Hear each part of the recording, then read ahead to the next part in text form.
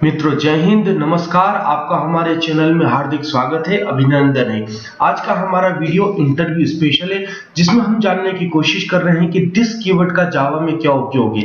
कई स्टूडेंट्स हमसे रिक्वेस्ट करते हैं कि सर आपको जब हमसे इंटरव्यू में क्वेश्चन पूछा जाता है कि what is the use of this keyword in Java programming, तो हम डिटेल में आंसर देते हैं। हमें एक स्पेसिफिक आंसर चाहिए। साथ ही हम थ्योरेटिकल तो बता पाते हैं, लेकिन प्रैक्टिकली हम एक्सप्लेन नहीं कर पाते हैं कि दिस कीवर्ड का जावा प्रोग्रामिंग में उपयोग क्या है। साथ ही जैसा कि हम जानते हैं कि दिस कीवर्ड एक रेफरेंस वेरिएबल है, लेकिन साथ ही वो 6 अलग-अलग प्लेसेस पे यूज हो सकता है।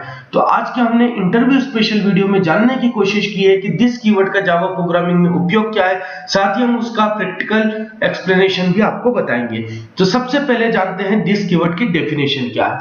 This is a reference variable that refer to the current object. जैसा कि हम जानते हैं कि जावा एक ऑब्जेक्ट ओरिएंटेड प्रोग्रामिंग लैंग्वेज है, जहां पर सारी जितनी भी क्लासेस होती हैं, या तो वो इंस्टेंस वेरिएबल या फिर क्लास वेरिएबल को कैरी करती हैं। Objects are used to call instance variable. Object का उपयोग इंस्टेंस वेरिएबल को कॉल करने के लिए किया जाता है। क्लास के अंदर ही कई अलग-अलग प्लेसेस होते हैं। जैसे कि अगर हम बात करते हैं कंस्ट्रक्टर की, तो वहां पर हमें करंट ऑब्जेक्ट को रिफर करना की जरूरत पड़ सकती है। तो उस करंट ऑब्जेक्ट की वैल्यू को रिफर करने के लिए जावा ने एक दिस कीवर्ड दिया है, जो कि करंट ऑब्जेक्ट की वैल्यू को रिफर करता है और एक रेफरेंस वेरिएबल की तरह काम करता है।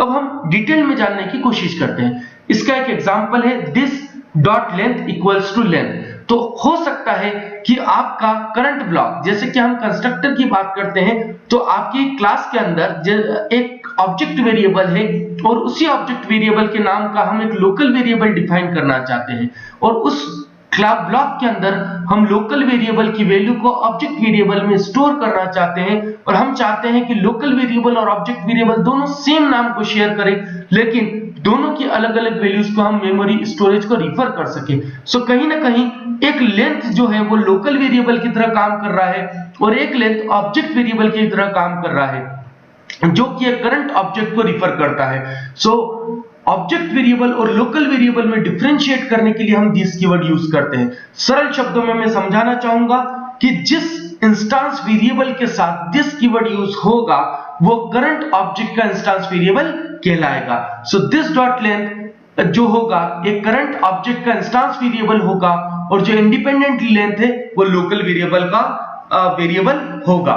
सो this dot length equals to length, मतलब हम एक लोकल वेरिएबल की वैल्यू को ऑब्जेक्ट वेरिएबल में डालने की कोशिश कर रहे हैं। अब हम इसको एक प्रैक्टिकल एग्जांपल के जरिए समझने की कोशिश करते हैं। हमारे पास 3 अलग-अलग टाइप के रेक्टेंगल हैं।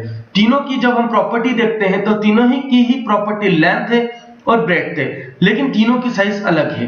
अगर हम इसी का एरिया और पेरीमीटर कैलकुलेट करने के लिए एक प्रोग्राम बनाना चाहते हैं, सो आइए हम देखते हैं किस टाइप से प्रोग्राम बनाते हैं और उसमें ऑब्जेक्ट वेरिएबल की क्या रिक्वायरमेंट आती है। सबसे पहले हम समझने की कोशिश करते हैं। हम यहाँ पर बनाएंगे एक रेक्टेंगल नाम की क्लास। सो हमने एक रेक्टेंगल नाम की क्लास क्रिएट करी, और यह क्लास आपके रेक्टेंगल ऑब्जेक्ट को रिप्रेजेंट करेगी।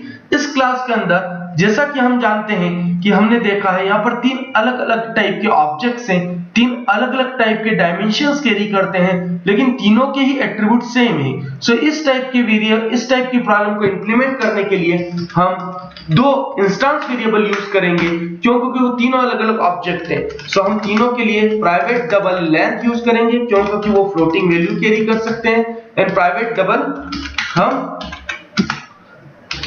ब्रेड्थ का को डिक्लेयर करते हैं। अब हम ये चाहते हैं कि जब हम रेक्टेंगल क्लास का ऑब्जेक्ट बनाएं, तो उसी टाइम हम उस पर्टिकुलर ऑब्जेक्ट के डायमेंशन, लेंथ और ब्रेड्थ को हम पास करें।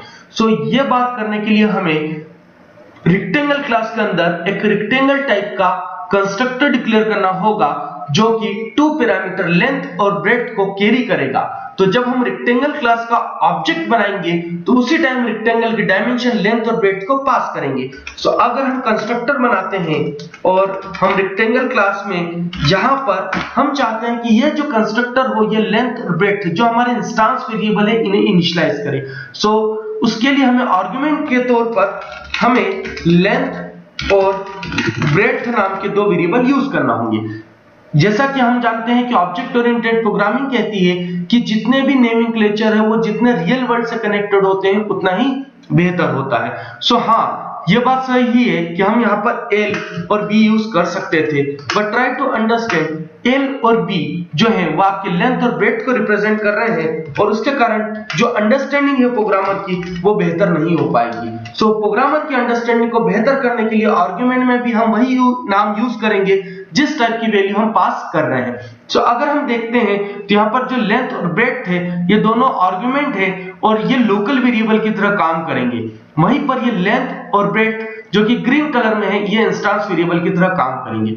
अब कंस्ट्रक्टर के अंदर हम जब देखते हैं तो हमें लोकल वेरिएबल जो कि लोकल लेंथ और ब्रेड्थ जो कि ऑब्जेक्ट क्रिएशन के टाइम से वैल्यू कैरी करके आएंगे, उन वैल्यू को हमें ऑब्जेक्ट वेरिएबल में स्टोर करना है। सो अगर हम नॉर्मल कोड लिखना चाहें तो कोड कुछ इस तरीके से बनेगा, जहां पर हम चाहते हैं कि ये एक ऑब्जेक्ट वेरिएबल की तरह ट्रीट करे और ये एक लोकल वेरिएबल की तरह ट्रीट करे। मगर इस करंट स्कोप में जैसा कि हम जानते हैं कि ये लोकल वेरिएबल है और लोकल वेरिएबल का नाम ऑब्जेक्ट वेरिएबल के नाम से सेम है, मतलब इंस्टेंस वेरिएबल और लोकल वेरिएबल दोनों सेम नाम को शेयर करते हैं, जिसके कारण हमें करंट स्कोप में सिर्फ लोकल वेरिएबल ही रिफर कर पाएंगे। हम चाहते हैं कि यहाँ पर लोकल वेरिएबल रिफर ना कर हम ऑब्जेक्ट वेरिएबल रिफर करें। So to refer the value of current object we need to use this keyword. So अगर हम इस इंस्टेंस वेरिएबल के आगे दिस कीवर्ड लगा देंगे तो ये दिस कीवर्ड ना सिर्फ इंस्टेंस वेरिएबल को रिफर करेगा बल्कि इस लोकल वेरिएबल से डिफरेंट बिहेव करना चालू कर देगा।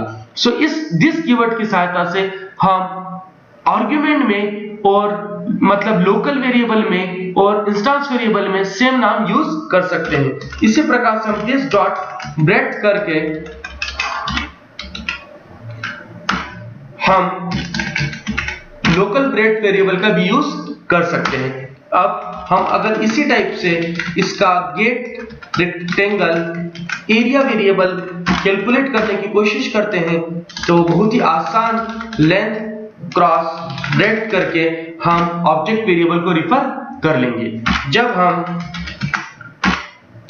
यहां पर रेक्टेंगल क्लास का ऑब्जेक्ट बनाते हैं सो वो हमसे पूछेगा कि हमारे रेक्टेंगल की डायमेंशन क्या है। मानिए हम लेंथ में 10 और ब्रेड्थ में 2 पास करते हैं और हम rectangle dot gate rectangle area नाम की मेथड को कॉल करते हैं। ये एरिया उस करंट ऑब्जेक्ट के एरिया को रिटर्न करेगा और हम इसे एरिया नाम के वेरिएबल में स्टोर करते हैं। जब हम इसे प्रिंट करते हैं सो आप आउटपुट देखेंगे कि आउटपुट क्या आता है।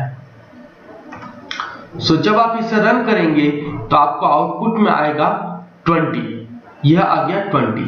सो दोस्तों हम आपको बताना चाहते हैं कि इस दिस कीवर्ड की सहायता से ना सिर्फ हम आर्गुमेंट में in same variable name use कर सकते हैं। सो अल्टीमेटली हमने ऐसा क्यों किया, 10 रेक्टेंगल की लेंथ को रिप्रेजेंट कर रहा था और 2 रेक्टेंगल की ब्रेड्थ को रिप्रेजेंट कर रहा था। जब हम ये वैल्यू पास करते हैं तो जिन्हें हम यहाँ पर argument variable as a local variable काम कर रहे हैं, अल्टीमेटली वो रेक्टेंगल की लेंथ और ब्रेड्थ पर्पस ब्रेड्थ कैरी करते हैं। सो कहीं ना कहीं हमें नेमिंगक्लेचर के हिसाब से वही नाम यूज करना चाहिए जिस टाइप की वो वैल्यू कैरी कर रहे हैं, मगर वहीं पर हमारे ऑब्जेक्ट वेरिएबल का नाम भी वही था। सो कहीं ना कहीं हमें ऑब्जेक्ट वेरिएबल और लोकल वेरिएबल में डिफरेंशिएट करना था, इसलिए हमें करंट ऑब्जेक्ट की वैल्यू को रिफर करने के लिए दिस कीवर्ड यूज करना पड़ा। दिस कीवर्ड की सहायता से हमने ऑब्जेक्ट वेरिएबल और लोकल वेरिएबल को अलग-अलग सेम स्कोप में अलग-अलग तरीके से डिफरेंशिएट कर लिया। अब हम आगे समझने की कोशिश करते हैं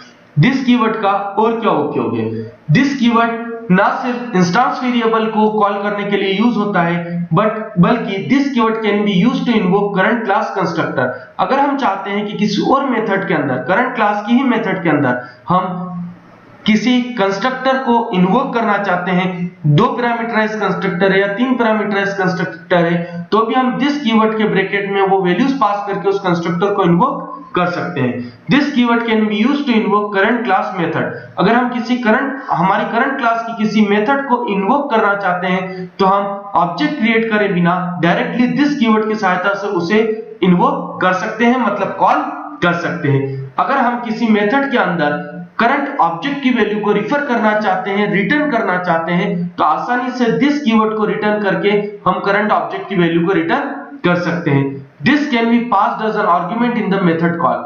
अगर हम किसी मेथड कॉल में वैल्यू की जगह करंट ऑब्जेक्ट को पास करना चाहते हैं तो हम उस ऑब्जेक्ट की जगह दिस कीवर्ड पास करके भी करंट ऑब्जेक्ट को पास कर सकते हैं। This can be passed as argument in the constructor call. यदि हम किसी कंस्ट्रक्टर में करंट क्लास के कंस्ट्रक्टर में किसी करंट ऑब्जेक्ट की वैल्यू को यूज कर रहे हैं तो हम दिस कीवर्ड के साथ से करंट कंस्ट्रक्टर कॉल में हम पास कर करंट ऑब्जेक्ट की वैल्यू को रिफर कर सकते हैं। सो अक्सर इंटरव्यू में आंसर में हम सिर्फ एक आंसर देते हैं कि this keyword can be used to refer instance variable of current object. मगर अगर आप चाहते हैं कि आप इंटरव्यूअर को इंप्रेस करें तो बाकी की 5 और प्रॉपर्टीज बताकर आप अच्छे से समझा सकते हैं कि दिस कीवर्ड का उपयोग कैसे किया जा सकता है।